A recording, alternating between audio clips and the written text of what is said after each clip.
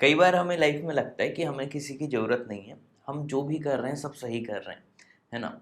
लेकिन अगर आपका भी ऐसा ही एटीट्यूड है और अगर आप अपने मेंटर से डिस्कस नहीं करते या अगर अभी तक आपका कोई मेंटर है नहीं, तो देखो, अगर आपको एग्ज़ाम में टॉप करना है, तो आपका एक ना एक मेंटर होना बहुत ज़रूरी है, ठीक है? तो ये वीडियो लास्ट तक ध्यान से देखना, तो मैं आपको इसमें इम्पोर्टेंस बताऊँगा कि क्यों आपको मेंटर की ज़रूरत पड़ रही है और अपना भी अभी रिसेंट एग्ज़ाम्पल एक बताऊँगा आपको, ठीक है?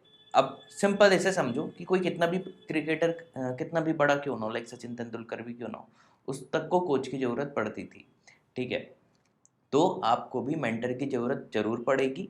हाँ, आपको ये लग सकता है कि हाँ, मेरे में नॉलेज बहुत ज़्यादा है, मुझे सब कुछ आता है ना? तो इसमें मैं एग्री करता हूँ कि हो सकता है आपके पास बहुत ज़्यादा नॉलेज हो, इवन आपके पास हो सकता है हमसे भी ज़्यादा नॉलेज हो। लाइक अगर मैं मैथ्स पढ़ा रहा हूँ, तो हो सकता है आपकी मैथ्स मुझसे भी ज़्यादा अच्छी हो। लेकिन एक्सपीरियंस तो अभी नहीं होगा ना, ये पॉइंट मेन चीज़ है, ठीक है? क्योंकि आप जिस भी मेंटर से पढ़ रहे हो, वो बहुत सालों से इस फील्ड में होगा। भले ही आप कैट की प्रिपरेशन कर रहे हो, आप आईपीएम की प्रिपरेशन कर रहे हो, एग्ज़ाम तो आप फर्स्ट, सेकंड या थर्ड बार टाइम ही दे रहे होगे ना। लेकिन जो आपको पढ़ा रहा है, वो पिछले काफ़ी सालों से पढ़ा रहा है, तो उसने बहुत सारे बच्चे देख लिए हैं, उसने बहुत सारे बच्चों का एमए सिलेक्शन भी करवाया होगा, है ना? तो उसको एक बहुत अच्छा एक्सपीरियंस होगा। तो आप मेंटरशिप का मतलब ये नहीं होता, एक तो दरअसल आप लोग गलत भी थोड़ा बहुत समझते हो। आपको लगता है कि टीचर का मतलब सिर्फ पढ़ाना है, मतलब जैसे मेरा काम है, मेरे से सिर्फ आपको मैथ्स पढ़ना है, ऐसा नहीं है।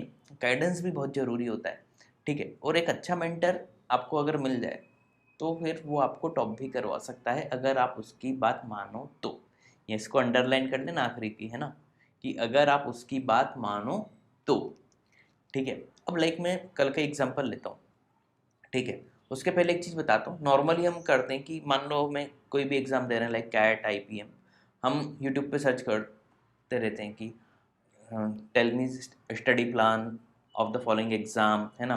What should be the preparation strategy for CAT, या what should be the preparation strategy for IPM, ठीक है? इस टाइप के बहुत सारे क्वेश्चंस हम टाइप करते रहते हैं और यूट्यूब पे बहुत सारे वीडियोस खुल जाते होंगे, सब अपने अपने ज्ञान देते होंगे कि इतने मिनट में इतने क्वेश्चन कर लो, उतने मिनट में उतने क्वेश्चन कर लो, ये कर लो, वो कर लो। अच्छा, ध्यान से देखो, वो अगर एक वीडियो बहुत फेमस हो गया, लाखों लोग ने वो वीडियो देखा है, तो क्या लाखों लोगों पे वो स्ट्रेटेजी फॉलो करेगी? खुद समझ के देखो, ठंडे दिमाग से 2 मिनट के लिए सोचो, ठीक है? वो एक जो वीडियो है, लाइक मैं भी बनाता हूँ, मतलब कि इतने टाइम में, वैसे वैसे मैं ऐसा नहीं बनाता कि इतने टाइम में इतने क्वेश्चन हो जाने चाहिए, लेकिन हाँ, यूट्यूब पे आपको ऐसे भी काफ़ी मिल जाएंगे। तो क्या वो स्ट्रेटेजी सब पे काम करेगी? नहीं ना। इसके लिए ज़रूरी होता है, अब मैं अपना कल वाला ही एग्जांपल बताता हूँ। कल का एग्जांपल इसलिए बता रहा हूँ कि क्योंकि कल मेरी 3-4 बच्चों से बात हुई, उसमें 2 ही बच्चों के बारे में बताता हूँ। दोनों को बिल्कुल ही अलग अलग ज्ञान की ज़रूरत थी, ठीक है? अब एक बच्चा ऐसा था जो मॉक दे रहा है, उसके 99 प्लस परसेंटाइल आ रहे हैं, फिर भी वो घबरा रहा है कि उसका आईएम में होगा कि नहीं होगा, ठीक? दूसरा, वहीं एक बच्चे से मेरी बात हुई जिसके 70 परसेंटाइल भी मॉक टेस्ट में नहीं आ रहे हैं।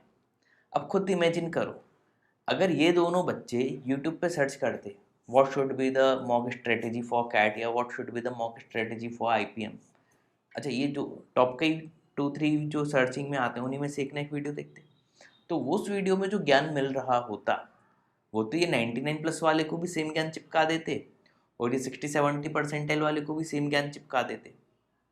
पॉइंट समझ में आ रहा है? ठीक है? तो क्या दोनों को सेम स्ट्रेटेजी की ज़रूरत है? नहीं ना। इसलिए मेंटर की ज़रूरत पड़ती है। देखो, मेंटर का एक तो पहले एक चीज़ समझ लो, जैसा कि वीडियो की शुरुआत में ही बताया था, मेंटरशिप का मतलब ये नहीं होता कि सिर्फ मैंने आपने मान लो मुझसे कोर्स लिया, मैंने आपको नंबर सिस्टम और मैथ्स पूरी पढ़ा दी, मेरा काम हो गया, नहीं। और हाँ, मेरे भी जितने स्टूडेंट्स ये मेरा वीडियो देख रहे हैं, उनको ही बता देता हूँ, और आप सभी लोग ध्यान रखो, आप जिस भी इंस्टीट्यूट जाते हो, है ना, कम से कम मिनिमम 15 से 20 दिन में एक बार अपने मेंटर से बात जरूर किया करो, है ना? पढ़ाई के अलावा मतलब स्ट्रेटेजी क्या होनी चाहिए, वो आपको जानता हो कि अच्छा, ये बंदा ऐसा है, इसको ऐसी स्ट्रेटेजी बतानी चाहिए, ठीक है?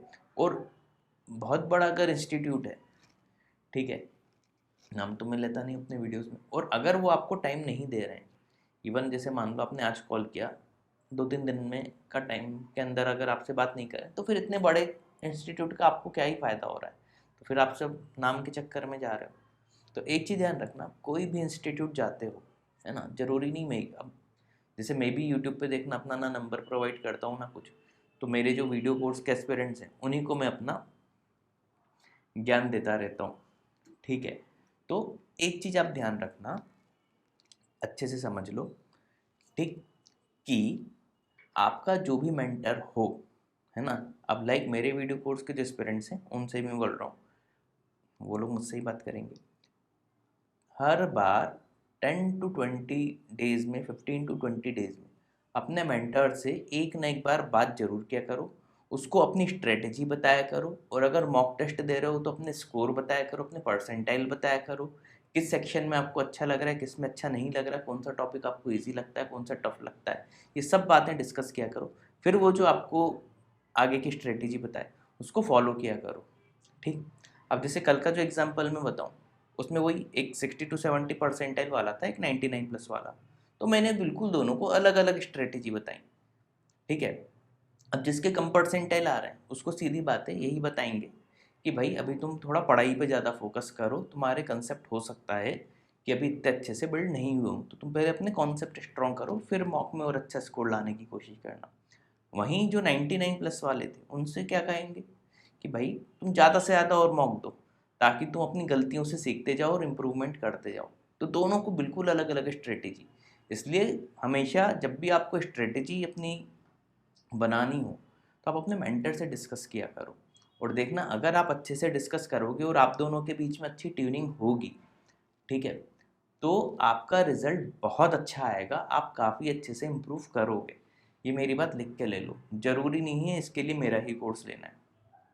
आप जिस भी इंस्टीट्यूट में जाते हो वहाँ जो भी आपकी फैकल्टी उससे अच्छे से डिस्कस किया करो। ये वीडियो बनाने का सिर्फ और सिर्फ एक ही मकसद था कि ये आपका जो भी मेंटर हो उससे बात किया करो, इसके अलावा मेरा कोई भी पर्सनल मोटिव इस वीडियो को बनाने में नहीं था।